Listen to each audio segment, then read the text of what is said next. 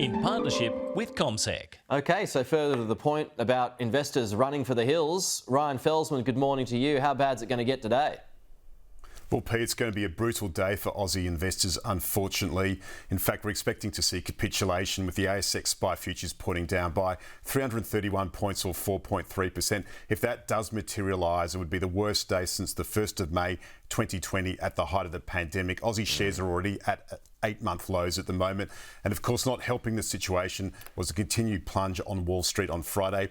China announced retaliatory tariffs of 34% on US goods beginning on April the 10th. We saw the Dow Jones index fall by 2,231 points or 5.5% in its worst day since June 2020. The S&P 500 index was down 6%. That took its losses for 2 days to 5.4 trillion, and it was down 11% over those 2 days. And the tech-heavy Nasdaq index fell by 5.8% on Friday. It's down 22% since its December peak and is now in a bear market at the moment. Worries about the escalating trade war and a global recession weighed on US financials, which were down 7.4%. We also saw energy shares plunged 8.7% after the US oil NYMEX price fell by 7.4% to $61.98 a barrel at the lowest level in 4 years. Baker Hughes shares were down 10% on the back of that. We also saw chip giant Nvidia and also Apple shares down 7%. An electric vehicle maker, Tesla, plunged 10%. There was nowhere to hide. Gold shares were also down, and we saw the gold price fall